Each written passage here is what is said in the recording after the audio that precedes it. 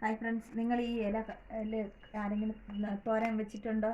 ഇത് ചായ മിൻസ എന്നാണ് ഇതിൻ്റെ പേര്. വേറെ എന്ത് ഇൻസുലിനോ അങ്ങനെ എന്തിരുന്നോ വേറെ പേരുകളുണ്ട്. ഇവിടെ ചായ മിൻസ എന്നാണ് പറയുന്നത്. ഇത് തോരൻ വെക്കണം, നല്ല ടേസ്റ്റാണ്. നമ്മുടെ സാധാ തോരൻ വെക്കും പോലെ തന്നെ കേട്ടോ. തേങ്ങയൊക്കെ ചതച്ചിട്ട് നമ്മൾ വെക്കത്തില്ലേ, അതുപോലെ തന്നെയാണ് ഇത് വെക്കുന്നത്. അപ്പം നമുക്കിത് അരിഞ്ഞ് പറക്കിയെടുക്കാം.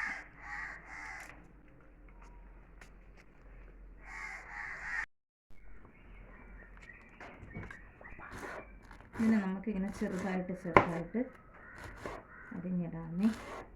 എനിക്ക് ഈ കട്ടിംഗ് ബോർഡിങ് ഇതിൽ വെച്ച് അരിയണത് അത്ര സുഖകരമായ കാര്യമല്ല. പക്ഷേ കൈ മൊത്തവും മുറിഞ്ഞിരിക്കുന്നത് കൊണ്ടാണ് ഞാൻ ഇന്ന് ഇതിനായിട്ട് കട്ടിംഗ് ബോർഡ് എടുക്കാമെന്ന് വിചാരിച്ചത്.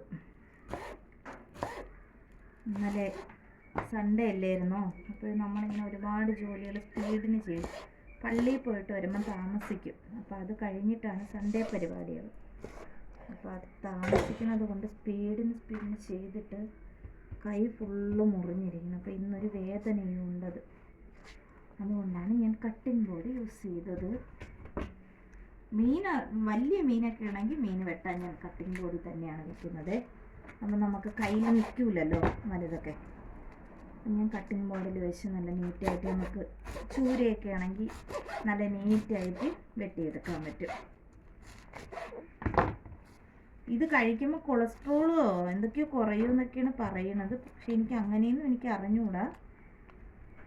ഇവിടെ പക്ഷെ നമ്മൾ ഇവിടെ ഏകദേശമുള്ള ദിവസം ഒന്നേ ഈ ഇല അല്ലെങ്കിൽ മറ്റേ ചേമ്പിൻ്റെ ഇല്ലേ, ചേമ്പിൻ്റെ തണ്ട് തോരൻ വെക്കണത് ഇവിടെ ഉണ്ട്.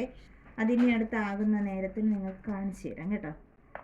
നമുക്ക് അതും ഞങ്ങൾ തോരൻ വയ്ക്കാറുണ്ട്.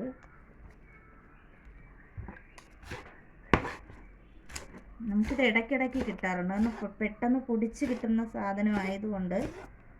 ഇപ്പം വെയിലായതുകൊണ്ട് ഇല കുറവാണ്. നമുക്കിവിടെ വെള്ളം കോരിയാലേ പറ്റുള്ളൂ. അതല്ലെങ്കിൽ ലൈൻ പൈപ്പിൽ നിന്ന് വെള്ളം വരണം. അപ്പം നമ്മൾ അതുകൊണ്ട് അതിനൊന്നും വെള്ളം ഒഴിച്ചു കൊടുക്കാറില്ല. വെള്ളം ഒഴിച്ച് കൊടുത്തിരുന്നെങ്കിൽ ഇത്തിരി കൂടെ ഇലയുണ്ടായേനെ.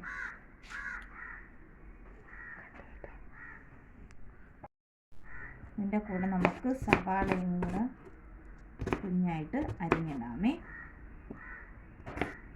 നമുക്കിനി തോരൻ വെക്കുന്നത് എങ്ങനെയാണെന്ന് നോക്കാം. ചീനിച്ചട്ടിയല്ല, ഉരുളി അടുപ്പത്ത് വെച്ചിട്ടുണ്ട്. എനിക്ക് കുഞ്ഞു ഒതുങ്ങിയ പാത്രങ്ങളോ നോൺ സ്റ്റിക്ക് പാത്രങ്ങളും കുറവാണേ. പിന്നെ ഇതിലൊക്കെയാണ് വെക്കുന്നത്. ഇത് കണ്ടോ, എനിക്ക് ഈ പാത്രം നല്ല ഇഷ്ടപ്പെട്ടു കേട്ടോ. പ്ലാസ്റ്റിക് ആണ് എന്നുള്ളത് മാത്രമേ ഉള്ളൂ. പക്ഷേ നമുക്ക് നല്ല ഈ രാവിലെ നമ്മൾ ജോലിക്ക് പോകാൻ നിൽക്കുന്ന സമയത്തെ നമുക്ക് ഓരോന്നായിട്ട് എടുത്ത് നമുക്ക് ബുദ്ധിമുട്ടണ്ട. എനിക്ക് നല്ല യൂസ്ഫുള്ളായിട്ട് തോന്നി. പ്ലാസ്റ്റിക് ആണെന്നുള്ള പ്രശ്നമുണ്ട്, പക്ഷെ അത് നല്ലൊരു യൂസ്ഫുള്ളാണേ.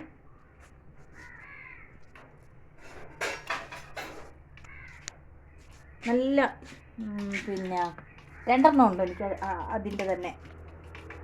നല്ല ഭംഗിയുണ്ട്. ഇത് കണ്ടോ, ഇതെനിക്കിപ്പോൾ അമ്മ കൊണ്ട് തന്നെയാണ്. ഞാനിവിടെ വലിയ തവികൾ യൂസ് ചെയ്യുന്നത് കണ്ടപ്പോഴത്തേക്ക് കൊണ്ട് തന്നതാണ് അമ്മ. എനിക്കിഷ്ടപ്പെട്ടു ഇതിങ്ങനെ കൈകാര്യം ചെയ്യാനായിട്ട്. അപ്പം നമുക്ക് കടുക് പൊട്ടി കഴിഞ്ഞിട്ടുണ്ട്. നമുക്ക് ഈ ചായ മിൻസ ഉള്ളിയും കൂടെ ചേർത്ത് ചേർക്കാം.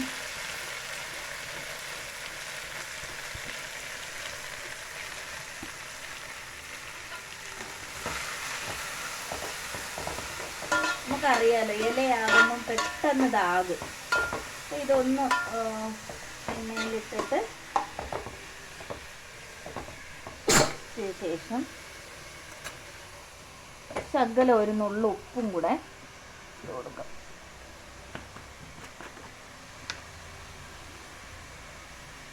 ഒരു നുള്ളു ഉപ്പും കൂടെ ഇട്ടിട്ട് ഇതിനകത്തെ തേങ്ങ, ജീരകം, വെളുത്തുള്ളി, പച്ചമുളക് ഇത്രയും കൂടെ ചതച്ചതും കൂടെ നമുക്കിട്ട് അടച്ചു വെച്ച് വേവിക്കും.